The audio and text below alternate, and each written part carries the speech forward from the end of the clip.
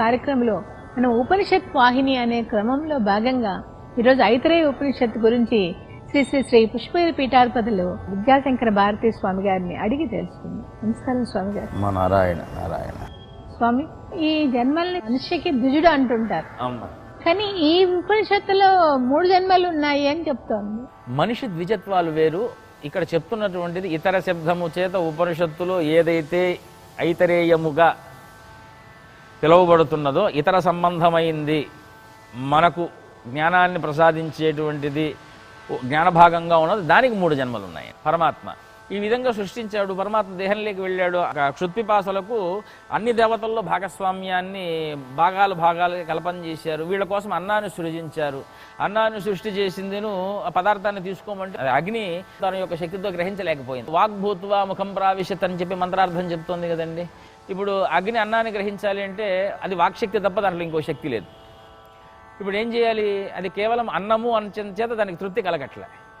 వాయువు కేవలం ప్రాణశక్తి ద్వారా ఆ యొక్క పదార్థాన్ని ఆవరించటం వల్ల ఆ అన్నాన్ని గ్రహించలేకపోతుంది.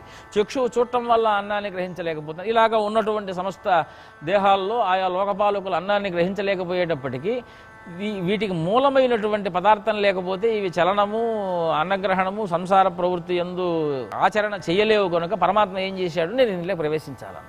ఎవరు? ఇందులో చెప్పబడుతున్నటువంటి బ్రహ్మం, ఆత్మ పదార్థం. ఐతరేయ ఉపనిషత్తులో పరమాత్మకు దీనికి ఆయనే సర్వాత్మన. ఆ పరమాత్మ యొక్క భావము మనకు ఇక్కడ ఇందులో చెప్పబడుతున్నటువంటి బ్రహ్మస్వరూపం అయితే, ఈ బ్రహ్మ శరీరంలోకి ప్రవేశించి వీటికన్నిటికీ కూడా ఆధారభూతమైనటువంటి శక్తిగా ఉంటే తప్ప ఇవన్నీ వాటి పనులు చెయ్యలేవు అనేటువంటి దృష్టితో ప్రాణం అంటే శరీరంలోకి చైతన్యం ప్రవేశించగలిగిన స్థానాలు 2. ఒకటి పాదము, 2 శిరస్సు. నా చేత సృజింపబడ్డటువంటి వీళ్ళందరూ కూడా నా భృత్యులు, సేవకులు. కాబట్టి సేవకా స్థానంలో ఉన్నటువంటి వారికి ఆ పాదాల దగ్గర నుంచి వెళ్ళటం అనేటువంటిది శ్రేయస్సు కాదు యజమానికి. అందుకు శిర భాగాన్ని నుంచి ఆ కపాలాన్ని 2 భాగాలుగా చేసి ఆ బ్రహ్మరంధ్రం నుంచి ఆయన ప్రవేశించాడు. అదే శిఖాయ మధ్య పరమాత్మ. అవునమ్మా. ఈ ప్రవేశించినటువంటి పరమాత్మ ఈ లోపల ఉన్నటువంటి లోకపాలకుల యొక్క సమస్త ఇంద్రియాలని వ్యాపించి ఇంద్రియముల ద్వారా బయట ఉన్నటువంటి పరమాత్మను కనుక్కుంటున్నాడు. ఈ పరమాత్మ లోపలికి ప్రవేశించినటువంటి పరబ్రహ్మశక్తి లేదంటే కార్యబ్రహ్మశక్తి ఏదైనా సరే వెళ్ళినటువంటి ఆయన అవి సొంత చైతన్యాలు అంటే స్వచైతన్యం చేత గ్రహించలేకపోతుంది. ప్రవేశించిన తర్వాత వాటికి చైతన్యం కలిగి సర్వాత్మ అయినటువంటి పరమాత్మను కనుక్కుంటున్నాడు కనుక ఇంద్రుడు అని పిలువబడుతుంది. తస్మాదిదంద్రో నామేదంద్రో హవై నామ తమిదంద్రం సంతమింద్రం ఇత్యాచక్షతే పరోక్షప్రియా ఇవ హి దేవాః పరోక్షప్రియా ఇవ హి దేవాః అని మనకు ఐతరేయోపనిషత్తు ప్రథమాధ్యాయ తృతీయ ఖండ సమాప్తానికి ముందుగా ఈ మాత్రాన్ని చెప్తున్నారు. వాళ్ళందరూ గ్రహించలేకపోయినారు. ఏ భాగాల్ని వాళ్ళు గ్రహించలేకపోయేటప్పటికీ తస్మాదిదింద్రో నామేదంద్రో హవై నామ, లోపలికి వెళ్ళినటువంటి ఆయన ఈ యొక్క లోకపాలకులతో కలిశారు. లోకపాలకులందరూ కూడా ఇంద్రియములు కలిగినటువంటి వాళ్ళు. అంటే ఇదం అనేటువంటి శబ్దము ద్వారా అక్కడ ఉన్నటువంటి శక్తిని అంతా గ్రహించుకొని, అంటే మూలమైనటువంటి చైతన్యం ద్వారా ఈ యొక్క దేహము విరాట్ పురుషుడి యొక్క ఇంద్రియ శక్తిని కనుక్కున్నారు కనుక ఆయన పరోక్షముగా, అంటే ప్రత్యక్షంగా ఆత్మ, పరోక్షంగా ఉన్నారు కనుక అంటే తన శక్తినే ఇతరముగా భావిస్తున్నాడు, తెలుసుకున్నాడు. అన్నిటికంటే మూలమైనటువంటిది పరబ్రహ్మ చైతన్య శక్తి అని గ్రహించాడు. ఆ గ్రహించినటువంటి శక్తి తనకంటే భేదం కాదు కానివ్వండి, అట్లా పరోక్షంగా గ్రహించినటువంటి శక్తిని ఈ యొక్క అంతస్థితమైనటువంటి పరమాత్మకు ఇంద్రుడు అనేటువంటి పరోక్షనామ వ్యవహారం. అందుకే గురువాదులు కూడా లోకంలో వాళ్ళ ప్రత్యక్ష నామధేయంతో ఇష్టపడరు. పరోక్షములైనటువంటి స్తుతి, కీర్తి, పాఠనాదుల ద్వారా ఎక్కువగా ఇష్టపడతారు. ప్రత్యక్షమైనటువంటి నామధేయానికి పక్కన ఏదో ఒకటి ఉంటేనే, ఇతరం ఉంటేనే ఈ ప్రత్యక్ష నామధేయానికి బలం. అట్లా దేవతలందరూ పరోక్ష ప్రియ ఇవ హి దేవాః ఆత్మన్నిత్యామంత్రయతామని మనకు మహన్యాసంలో విజ్ఞానానికి సంబంధించినటువంటి సకల భండాగారం అందులోనే మనకు దేహానికి చేసుకునేటువంటి న్యాసంలోనే పెట్టేశారు. అంటే దేవతలందరూ కూడా స్తుతిప్రియులు, పరోక్ష ప్రియాః. కాబట్టి ఆ సాధన ద్వారా తనకు తాను ఇంద్రుడిగా మారి ఐతరేయమైనటువంటి బ్రహ్మను కనుక్కొని సాధనా రూపంలో ఆ అన్నిటినీ తెలుపుకొని మళ్ళీ వాటిలో లీనం చేసేటువంటి ప్రక్రియ ఏదైతే ఉందో దానికి నాంది సంసార జగత్తుకు పలుకుతుంది. అందుకు అదొక తత్వం అయితే ఆయన ప్రవేశించినటువంటి తీరులో 3 జన్మలు చెప్పారమ్మా. పురుషే హవా అయమాదితో గర్భో భవతి యదేతద్రేతః తదేతత్ సర్వేభ్యో అంగేభ్యస్తేజః సంభూతమాత్మన్యేవ ఆత్మానం బిభర్తి తద్యదా స్త్రియం సించతి తథైన జనయతి తదస్య ప్రథమం జన్మ. ఈ లోపలికి ప్రవేశించినటువంటి పరమాత్మ తద్యదా స్త్రియాం సించత్యధైన జనయతి తదస్య ప్రథమం జన్మ. గర్భంలో పిండం ఉన్నది, ఆ పిండంలోకి పరమాత్మ ప్రవేశించారు. రేతస్సు ద్వారా ప్రవేశించినటువంటి పిండంలోకి పరమాత్మ ఎప్పుడైతే గర్భంలోకి ప్రవేశించారో అది ప్రథమం జన్మ కింద తీసుకోవాలి. మనం ద్విజత్వం అంటే ఏమనుకుంటున్నాం, పుట్టుక ఒక జన్మ, ఉపనయనం ఒక జన్మ కింద తీసుకుంటున్నాం. అంటే మంత్రోపదేశం చేసే శక్తి ప్రవేశకాలమే జన్మ తప్ప ఇంకొక భాగాన్ని మనం గ్రహించడానికి లేదమ్మా. ఈ రూపాలు, వాటి పరివర్తన, ఉత్పత్తి, నిష్పత్తి, వీటిని మనం గ్రహించడానికి లేదు. పరమాత్మ శక్తి ఎక్కడ ప్రథమం జన్మ అంటే ఆ రేతస్సు ద్వారా శరీరంలోకి గర్భంలోకి ప్రవేశించటం, ఇది ప్రథమం జన్మ. ద్వితీయం జన్మ ఎక్కడొస్తోంది, సభావయిత్రి భావయితవ్యా భవతి తం స్త్రీ గర్భం బిభర్తి సోగ్ర ఏవ కుమారం జన్మనో అగ్రే అధిభావయతి. లోపలికి పోయినటువంటి పరమాత్మ చైతన్య శక్తి తం స్త్రీ గర్భం బిభర్తి, గర్భాన్ని ధరించిన తర్వాత కుమార రూపంలో జన్మ వస్తుంది మనకు. ఏవ కుమారం జన్మనో అగ్రే అధిభావయతి, కుమారుడిగా భావించుకుని సయత్ కుమారం జన్మో అగ్రే అధిభావయతి ఆత్మానమేవ తద్భావయత్యేషం లోకానాం సంతత్య ఏవం సంతత హిమే లోకాస్తదస్య ద్వితీయం జన్మ. సంతతి ద్వారా అంటే సంక్రమించి లోపల రేతవకణంగా వెళ్ళినటువంటి ఆయన ప్రథమం జన్మగా భావించినటువంటి ఆయన కుమారుడిగా మళ్ళీ ఇంకొక భావనతో రావటం. ఇక్కడ భావనే, ఐతరేయము అంటే భావన. అది వేరు నేను వేరు కాదు అనుకుంటే అహం బ్రహ్మాస్మి, అహం వేరు బ్రహ్మ వేరు అనుకుంటే ఐతరేయం. అంటే అది మార్గము, ఇది సాధనము. శరీరమాద్యం కలు ధర్మ సాధనం. శరీరమే బ్రహ్మ అనుకున్నామనుకో తద్బ్రహ్మేత్యుపాసీత అని మనకు ఉపనిషత్తు వాక్యం. అది బ్రహ్మగానే నువ్వు చేయమని తత్శబ్దం చేత పరామర్శ. అది బ్రహ్మగా నువ్వు చేయాలి అంటే నీలో ఉన్నదాన్నే దాన్ని నువ్వు ఇతరంగా చూస్తున్నావు కనుక ఆ ఉపాసనలోకి వచ్చేటప్పటికీ రేతస్సు గర్భంలోకి ధరించటం ప్రథమం జన్మ అయితే కుమారంగా భావించటం ద్వితీయం జన్మ. ఇక్కడికి వచ్చేటప్పటికి ఏవం సంతతా హీమే లోకాస్తదస్య ద్వితీయం జన్మ స ఇత ప్రయన్నేన పునర్జాయతే తదస్య తృతీయం జన్మ. వాక్యం సో అస్యాయమాత్మా పుణ్యేభ్యః కర్మభ్యః ప్రతిధీయతే అదాస్యామితర ఆత్మ కృతకృత్యో వయోగతః ప్రైతి స ఇతః ప్రయన్నేన పునర్జాయతే తదస్య తృతీయం జన్మ. ఈ దేహంలో అనేక సుఖదుఖాలన్నీ అనుభవించి వార్ధక్యాలను పొంది ఆ వార్ధక్యాలు పొందినటువంటి వాడు దేహ పతనానంతరము మళ్ళీ ఇంకొక దాంట్లోకి వెళుతారు చూసారా, అది తృతీయం జన్మ. అందుకే మనకు సో అస్యాయమాత్మా పుణ్యేభ్యః కర్మభ్యః ప్రతిధీయతే. పుణ్యపాప కర్మాదులన్నిటినీ కూడా మనం తృతీయం అనుకుంటున్నాము. అవునమ్మా, అది మళ్ళా దానికి ఫస్ట్ అయిపోతుంది కదా. అంటే దేహం వదిలేదే అమ్మా, గర్భంలోకి ప్రవేశించే కాలాన్ని ఒకటి. అవునమ్మా, దీనికి ముందు 3 జన్మలు చెప్పారు. ఎలా ఉంటుంది అంటే మన దేహంలో అవస్థను అన్నారు, దాన్ని జన్మ అనలేదు. జాగ్రత్త స్వప్న సుషుప్తి అవస్థలు. జాగ్రత్త అవస్థ చక్షు ఇంద్రియాన్ని ఆశ్రయించి ఉంటుంది, ఎందుకంటే లోకాన్నంతా చూస్తుంది కనుక. అదే పరబ్రహ్మ చక్షు ఇంద్రియం నుంచి హృదయంలోకి వెళ్ళిపోయినాడు అనుకోండి, మనస్సులో ఉంటాడు, స్వప్నేంద్రియ జ్ఞానంలో ఉంటాడు. అదే పరమాత్మ సుషుప్తిలోకి వెళ్ళిపోయాడు అనుకోండి, ఆయనకు ఎటువంటి మిగిలినటువంటి జ్ఞానం ఏముండదు. లేదంటే వాక్ రూపంలో జాగ్రత్త అవస్థ, చక్షురింద్రియంలో నిద్రావస్థలో ఉన్నప్పుడు స్వప్నావస్థ, హృదయం లేకపోతే సుషుప్తి అవస్థ. ఈ 3 అవస్థల్లో రోజు తిరుగుతూ ఉంటాడు. ఈ 3 అవస్థలకు ప్రధానంగానే ఈ యొక్క గర్భంలోకి వెళ్ళటం అంటే ఉపమానంగా చెప్పబడుతూ గర్భంలోకి వెళ్ళినటువంటి ఆయనకు ఏముండదు, సుషుప్తి అవస్థలో ఉంటాడు. అదే జన్మతో వచ్చినప్పుడు జ్ఞానం ఉండదు, స్మరణ ఉండదు, కానీ ఆయన స్వప్నావస్థలాగా పిల్లలు పెరుగుతూ పాప కర్మాదులన్నీ అనుభవిస్తూ ఉన్నప్పుడు జాగృత అవస్థ లేకుంటారు. ఇవన్నీ పొంది దేహ క్షయించి మరణించటం అనేటువంటిది తృతీయం జన్మ. అంటే 3 జన్మలుగానే చెప్పారు. వేదమేమో ఈ 3 మృత్యువులుగా చెప్పబడుతుంది. పునరపి జననం పునరపి మరణం అనేటువంటి జన్మం మృత్యువులు 2 వేరు కాదమ్మా. జరా మృత్యు చక్రం ఒకటే. పడిపోతే మృత్యువు, లేస్తే జన్మ. అందుకే ఈ 3 జన్మల్లో పరమాత్మ ఆ యొక్క వ్యవస్థ ఏర్పాటు చేశాడు కనుక ఈ లోపల ఉన్నటువంటి అంతస్థితమైనటువంటి చైతన్యానికి ఈ 3 జన్మలుగా భావన జరుగుతూ ఉంటుంది. కాబట్టి అహంభావం అనేటువంటి దాంతో ఈ మూడు ఉంటాయి. అహం బ్రహ్మాస్మి భావం చేత ఈ మూడు ఉండవు. కాబట్టి ఈ అహం బ్రహ్మాస్మి భావన రావాలి అంటే ప్రజ్ఞానం కావాలి. ఆ ప్రజ్ఞానాన్ని ఈ ఐతరేయోపనిషత్తులో బ్రహ్మ పదార్థంగా, ఆ ప్రజ్ఞానం లోపల ఏమేమి ఉంటాయి, ఆ ప్రజ్ఞానం ఎలా ప్రవర్తిస్తుంది, సంకల్పం, వికల్పం, అజ్ఞానం, జ్ఞానం ఇవన్నీ కూడా ప్రజ్ఞానే ప్రతిష్ఠితం అని చెప్తూ ఆ ప్రజ్ఞానం బ్రహ్మ అనేటువంటి వాక్యాన్ని మనకు ఈ ఐతరేయోపనిషత్తు ప్రతిపాదిస్తూ వస్తుంది. అంటే ఉపనిషత్తులోనికి అన్నిటిలోకి ఈ ఉపనిషత్తు బ్రహ్మ పదార్థాన్ని చెప్తుంది. అన్ని ఉపనిషత్తులు బ్రహ్మ పదార్థాన్ని చెప్తాయి. అంటే ఆ మిగతా ఉపనిషత్తులకు ఈ ఒక్కొక్క ఉపనిషత్తులకు దానికి తేడా? ఒక్కొక్క విశేషం, అంటే కొద్దిపాటి విశేషం చేత అన్ని బ్రహ్మ పదార్థాలు చెప్తాయి. ఈశావాస్యం చెప్తాం, అందులో ప్రారంభమే ఈశావాస్యం ఇదిగుం సర్వం యత్కించిత్ జగత్యాన్ జగత్ తేన త్యక్తేన భుంజీత మాగృత కస్య సిద్ధనం. కర్మ చెయ్యాలి, సంకల్పం ఉండకూడదు.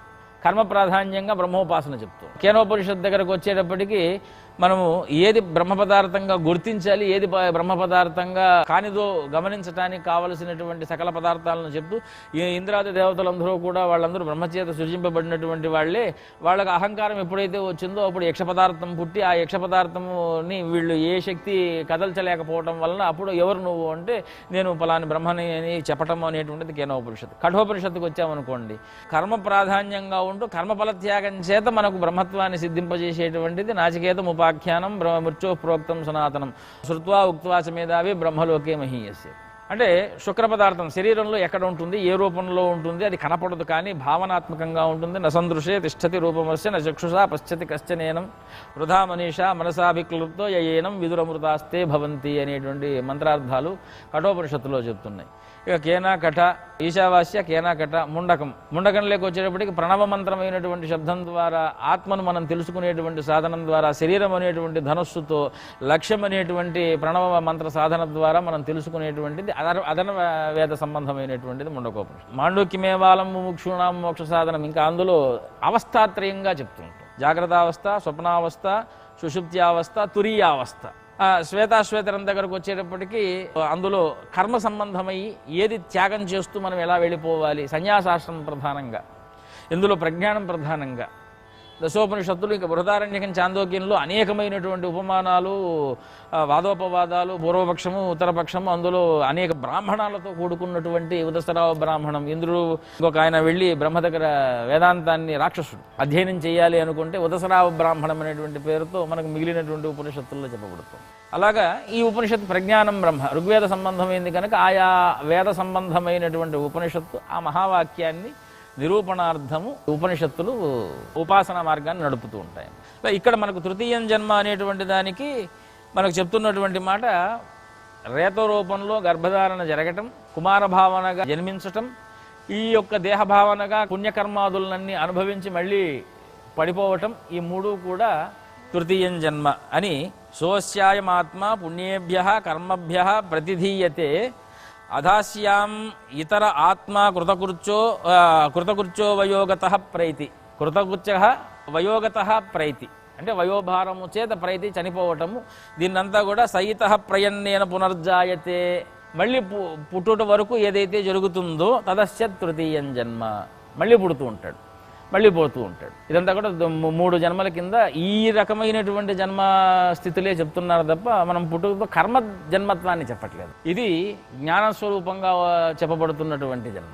ఐతరేయోపనిషత్తులో మనకు చివరి ఖండం తృతీయాధ్యాయ ప్రథమ ఖండంలో కోయమాత్మేతి వయం ఉపాస్మహే కతరస్స ఆత్మ, ఎవరిని ఆత్మగా ఉపాసించాలి, కతరస్స ఆత్మ ఏన రూపం పశ్యతి, ఏనవా శబ్దం శృణోతి, ఏనవా గంధానాజిఘ్రతి, ఏనవా వాచం వ్యాకరోతి, ఏనవా స్వాదుచ విజానాతి. ప్రశ్నమ్మ, ఈ యొక్క బ్రహ్మను ఏ విధంగా తెలుసుకోవటం, ఆయన ఏ రూపంలో ఉంటాడు, ఏ విధంగా ఆయన యొక్క శబ్దం ఉంటుంది, ఆయన్ని మనం వినటం ఎలా, ఆయన్ని వాసన చూడటం ఎలా, ఏనవా వాచం కరోతి, ఆయన ఎలాగా మనము ఆయన ఎలా మాట్లాడతాడు, ఏనవా స్వాదుచ విధానాతి, మంచి చెడ్డలుగా మనం ఎలా తెలుసుకోవాలి, ఏ రూపంలో తెలుసుకోవాలి అనేటువంటి ప్రశ్నకు తృతీయ ఖండ ఆరంభంలో ఆ ప్రశ్నకు ఉత్తరంగా యదేతద్ధృదయం మనశ్చేతత్, హృదయం మనః, సంజ్ఞానం ఆజ్ఞానం విజ్ఞానం ప్రజ్ఞానం మేధ దృష్టి ధృతి మతిర్మనీషా జ్యోతి సంశ్రుతి సంకల్ప క్రతురసు కామో వశ ఇది సర్వాణ్యైవతాని ప్రజ్ఞానస్య నామధేయాని భవంతి. ప్రజ్ఞానం బ్రహ్మ అని అన్నారు కదండి. హృదయంలో ఉండేటువంటి మనస్సు, ఆ మనస్సుకు తదేదత్ హృదయం మనశ్చేతత్, ఆ హృదయమే మనస్సు. హృదయం అనేటువంటిది ప్రత్యేకంగా మనకేం లేదమ్మా. మనకు ఉండేటువంటిది గుండె పదార్థంలాగా ఉంది, కానీ హృదయ పదార్థం అనేటువంటిది మనస్సే హృదయ పదార్థం. దాంట్లో సంజ్ఞానం, ఆజ్ఞానం, విజ్ఞానం, ప్రజ్ఞానం, మేధ, దృష్టి, ధృతి, మతి, మనీషా, జ్యోతి, స్మృతి, సంకల్ప, క్రతురసు, కామో వశ ఇది సర్వాణ్యైవతాని ప్రజ్ఞానస్య నామధేయాని భవంతి. ఈ ప్రజ్ఞానానికి ఇవన్నీ పేర్లట. ఋగ్వేదం మహావాక్యం ఏంటమ్మా? ప్రజ్ఞానం బ్రహ్మ. కాబట్టి ఆ బ్రహ్మ హృదయంలో ఉన్నటువంటి మనస్సులో ప్రజ్ఞానము, ఆ ప్రజ్ఞానానికి ఇవన్నీ నామధేయాలు. మనం ప్రజ్ఞానాన్ని, ప్రజ్ఞానం అంతా ఒకటేనమ్మా. ప్రకృష్టమైన జ్ఞానం, విశిష్టమైన జ్ఞానం. విశిష్టతకు అప్పుడప్పుడు మార్పులు ఉంటాయి, ప్రకృష్టానికి మార్పులు ఉండవు. అంటే పర, అప, అవ, నిర్, దుస్దిర్, వి, ఆంగిని అని వ్యాకరణాల్లో కొన్ని ఉపసర్గలు పెడుతుంటారు. ప్రా పెట్టినా, వి పెట్టినా, అధి పెట్టినా, అపి పెట్టినా, ఏది పెట్టినా కూడా ఆ అర్థాన్ని కొద్దిగా మారుస్తూ వాటి యొక్క పనితీరుని చెప్తాయి తప్పితే ప్రకృష్ట జ్ఞానం నీతమైన, ఇంకా మార్పు లేనటువంటిది. ఏ హృదయంలో, ఏ దేహంలో హృదయం పుట్టినా దాంట్లో ఇవన్నీ ఉంటాయి.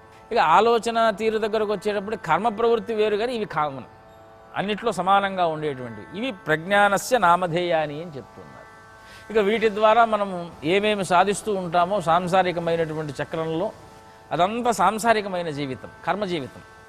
వీటి ద్వారా మనము ఏ జ్ఞానాన్ని సముపార్జన చేసుకుంటూ దేన్ని ఉపాసన చేస్తామో అదంతా ఉపాసనా మార్గం. కర్మ ద్వారా కానీ ఉపాసన ద్వారా కానీ మనం దేన్ని పొందుతామో అది శ్రేష్టమైనటువంటి మార్గం. కర్మ ద్వారా పొందితే మళ్ళీ ఈ మృత్యుత్రయంలో పడుతూ ఈ జన్మజంతు చక్రాలలో తిరుగుతూ ఉంటాము.